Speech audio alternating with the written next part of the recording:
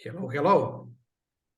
Hey, good morning, Philip. Great to be connected with you again. Another week, another video podcast. Here we are. It's great to see you, my friend. Likewise, Gio. And yeah, we have prepared for today the importance of a delegation and how to do it correctly. That is our topic. So yeah, Gio, you can start with your intro and everything, and I'll continue. No, yeah, I mean this topic to me is crucial um because when we speak about when we speak about when we speak about delegation, when we speak about growth and being able to scale a company to that next level, a big piece of it is the team component, right? I still haven't met a business owner, right? Because this conversation we're having today is very much geared towards the business owners, people who are in that seat and in the scaling mode and have a business where it's very much a lot of times this even works for product based businesses as well. But some of the stuff I'm going to speak about maybe more towards my experience because right, I'm an agency owner, Philip is an agency owner. We're both dealing and have worked in partnerships together in service businesses, and to me it's important this aspect of having the right people, the right pieces in place, and learning as a leader, as a business owner, how to delegate is important because in the beginning phase you're like having all these different hats on. It gets crazy, right? You're like putting out a fire here, closing out a deal over there, right? Having a meeting with the team. It's like so many things going on, and in the beginning it is necessary. And I know a lot of people who are listening may understand and maybe shaking their head like, yeah, I totally understand, or I've been there or I'm there now, and it's okay. It's a part of the growth phase. Like almost everyone when they start off, there's things as a business owner that you're going to have to do yourself. There's things you're gonna like more, and there's things you're not gonna like. But eventually, the goal is to delegate your all the day to day work entirely, right? I think that's the end goal where you can, as a business owner, not work in the business, but work on the business because then you're able to focus on the long term vision, right? Building up team culture, team morale, and pushing the company towards the new big milestones, and really focusing on those long term vision as a leader and as an owner. That's important, and if you could get to that point, that's great. But in the beginning, right, you have to work your way up there, and that's why this topic of delegation is so important because you're not able to hit those next levels of success if by yourself. You need that team. You need to learn how to delegate the right things to the right people, and that's where you start to achieve more success. Yeah, definitely spot on and a great point. Also, very important before the process of delegation is to set up the fundamentals and the foundation, and that is standard operating procedures. No matter the size of the company, in one moment you will be a one-man band will transfer to two-man band. Two-man band will be becoming three-man band, etc., etc. No matter you're employing or extending your team through the external resources, contractors, freelancers, you name it, the point is to set everything up so you are ready to scale. And very important, and you help me remind that specific moment in business, especially I'm speaking from my existing previous experience, is when you feel that you've stuck. That is for a reason. That means you need to delegate, go out of the operation roles and put in that specific role somebody who can handle the operations and management. Surely, very important parameter is the financials. Are you able to do it? In some specific occasion, you can do and engage with people, the contractors, and somebody who will be helping and supporting you in specific fragment, not necessarily taking over the entire realm, but slow pace, step by step, fragment per fragment, build and embed that additional resources within the team, within the system, so you can be more free and take more of their time and focus on other things. And yeah, delegation is directly connected with a big bottleneck of business, and that is micromanagement, as we spoke about that before. People should forget about any kind of micromanagement. No matter you're able to do some specific activity and you know how to do it, there are big no's, meaning that you define in your work schedule, in your operational activities, that you are not doing something. Not you can do it, but simply say, no, I'm not doing it anymore. My energy, focus, and time needs to be focused and delegated somewhere else. As you said, on the business, not in the business. And that is the point. And that is the primary prerequisite for scaling the business. Because one thing is a fact. We only have the time what we truly have in a day. So if you're in operations, you cannot scale the business. While you are in business scaling, building the network and everything else, you cannot do the operations. So you definitely need to choose the realm in which you want to operate. Very important to mention is that why businesses are stuck in some specific frame for quite some time. That is the reason. Lack of delegation, or not delegating according to the true requirements on the spot.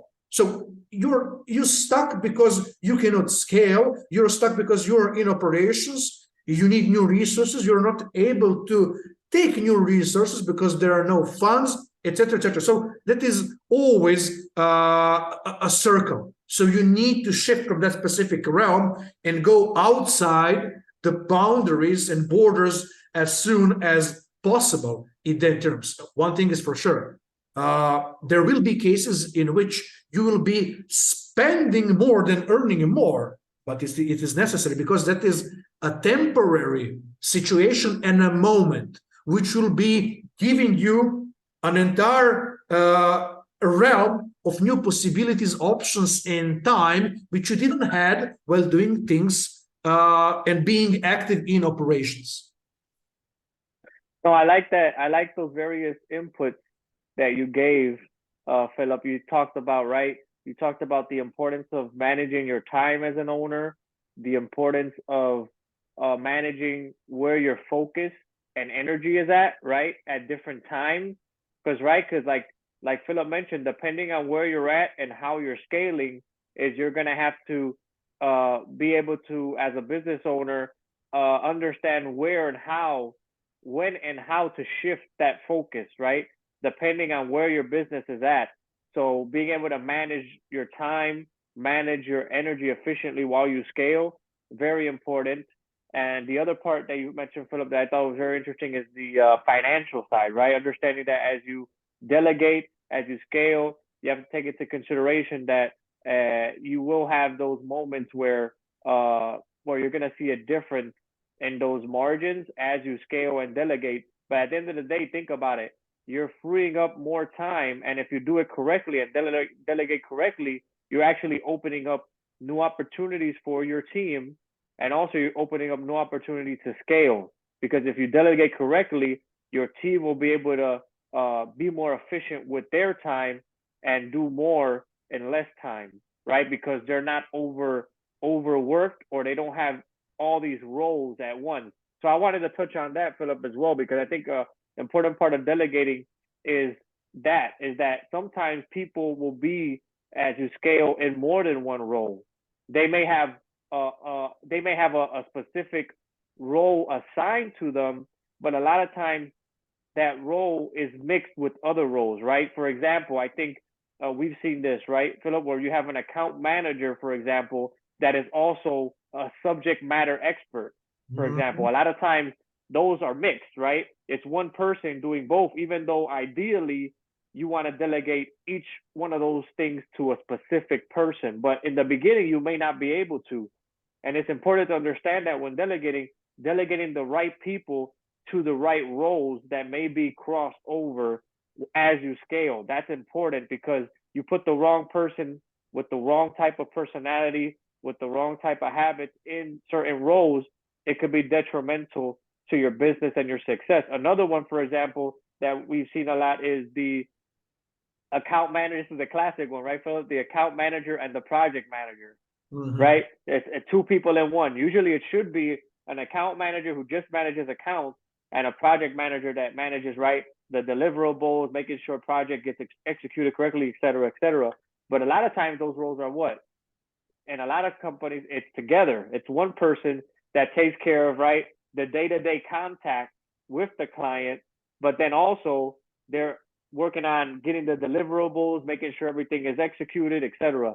And that, right, so you have to take that into consideration where when you're delegating, a lot of people within your company will need to take on more than one role at once at certain times of your growth. And you have to learn who to put in those specific positions to help you scale correctly and not impact your customer satisfaction and not impact your growth in the company. So I just wanted to mention that because that's a part of delegation as well, understanding the roles within your company and how those roles may change as you scale and how you may have to take away some things from some people as you scale and as you see how they perform and as you see what the results they provide.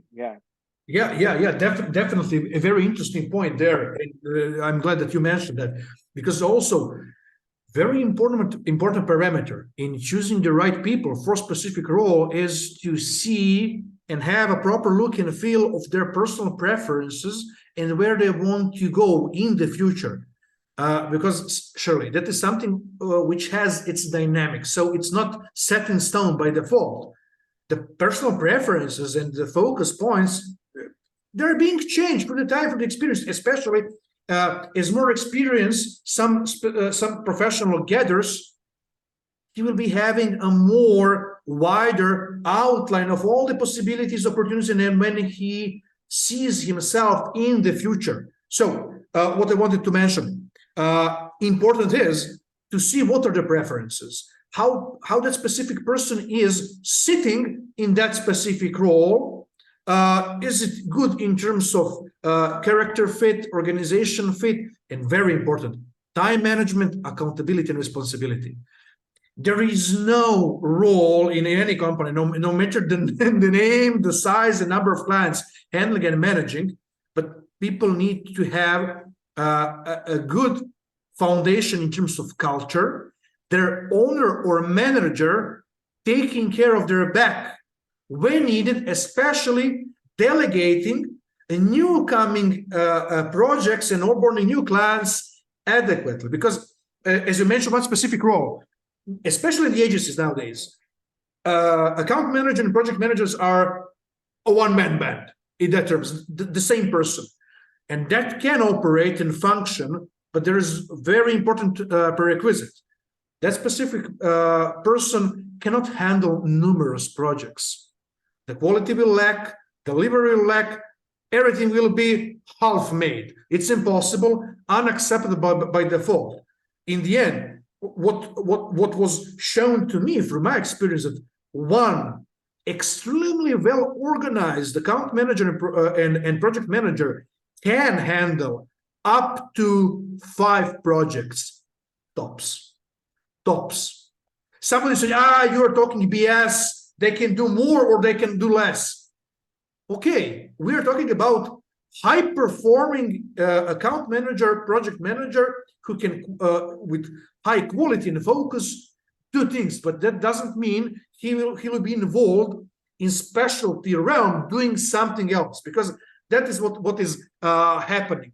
People are taking over the additional activities out of the role and position scope. And that is the deal breaker. If the company and agency, for example, agrees to do the extra, okay, but for the extra, you need to have a specific role, not the project manager who will be, he'll jump in, he'll take it over. No, the project manager is project manager or account manager, and that's it. PPC specialist is doing his stuff, designers and developers are doing their stuff, and you have covered all the specialty fields adequately. If that is not, if the company is unable to do it, don't work on that specific project because you don't have nor organizational nor financial structure to cover it. And that is also the problem where companies are pushing and they're in a panic mode because they need a new client, new customer, etc. They're lowering the price just to take over the project. And we all know how it ends. Bad. By all means bad.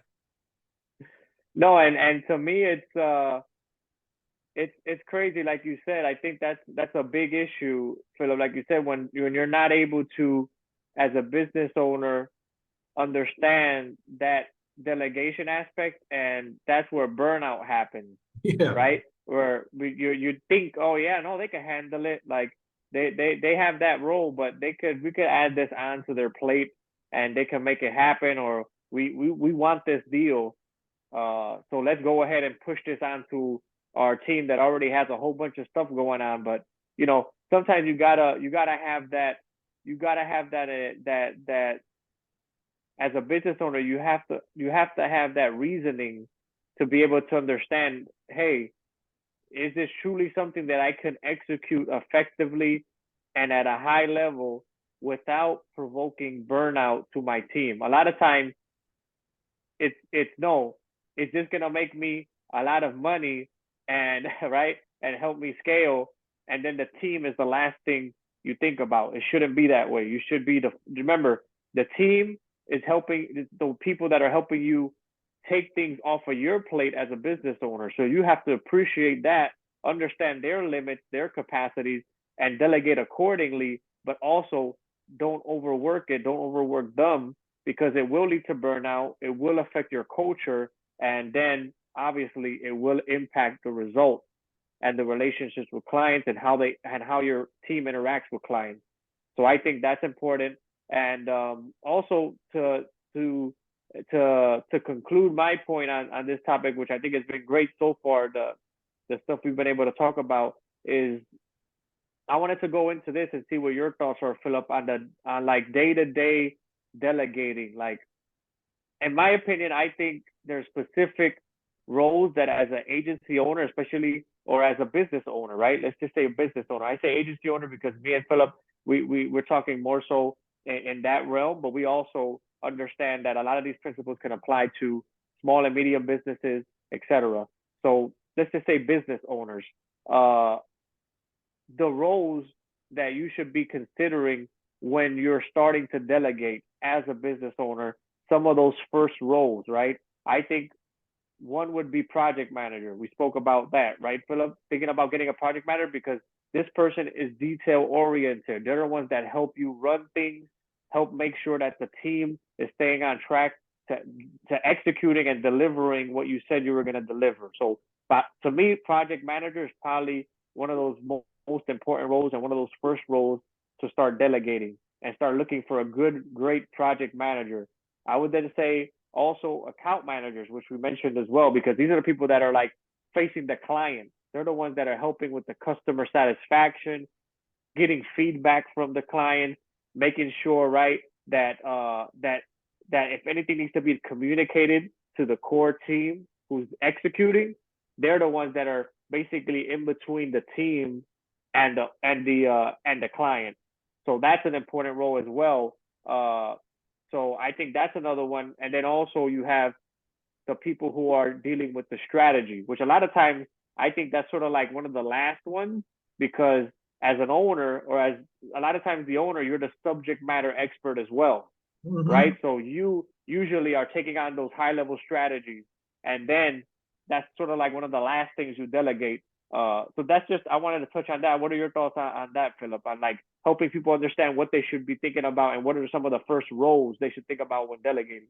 Yeah, I'll be practically here simply to help our audience focus on the startup phase of the agency. Why? Because they have massive struggle. I know it from the perspective of helping and supporting other agency owners to scale the system and set up an entire ecosystem and accompany that terms. A primary thing is to find proper project managers and account managers who can handle projects as the big picture. And after that, you engage the specialty fields below that and technical deployment, because in the end of line, project managers are on the ground doing everything, syncing everything and taking care everything is being deployed and delivered according to the requirements, according to the defined time, the deadlines, and everything else. Quite often it's happening when you have, for example, one-man band, they don't know which route to go. So they first engage and employ some specialty field, and that is okay, but there's one problem there. You need to have enough clients to fulfill financially that specific role. So it is even better that you take care your right or left hand in terms of help and support in business scaling, organization, and service deployment, while you are contracting and subcontracting the specialty fields, contractors who will be delivering and deploying some respectable scope. And that is a delegation scenario. In the end, there are so many agencies out there who are contractor-based only, very successful, extremely profitable, and organized as a violin. So that is, and that can be manageable and done, but the prerequisite is to set up the company as a system with clear rules, the culture, managing all the expectations, the flow, service scope, and that is very important, especially in combination with communication in terms of helping and supporting your staff, colleagues, partners, contractors for service deployment and delivery. Nice. No, that was a great way to close it out, Filip. That was a great way to close it out. I mean, it's been a great conversation. I think with all that information, we provided quite a bit of info on the delegation aspect, on different roles. I think it's a great introduction to delegation. So I'm hoping that people who are listening to this, right, the business owners out there, people who are looking to scale this, right, this conversation of delegation is a must. You have to really understand this aspect of delegation to really hit those higher levels of success in business. Because, like I mentioned, I want to say it again to end this conversation. You can only do so much by yourself, right? You could, well, if you want to be a freelancer, that's one thing. That's totally different model. Now, when you're talking about being a business owner and scaling and helping various clients at a high level and scaling to specific revenues, that requires a solid team with specific expertise, with specific experience that can help you get there. And together, you can create something great that can be long lasting and create a positive impact for yourself, your team, and your clients. So great conversation, Filip. Appreciate it. It was great. Likewise, Gio. Take care and see you soon. We'll see you next week. See all you guys next week as well. Bye-bye. Bye-bye.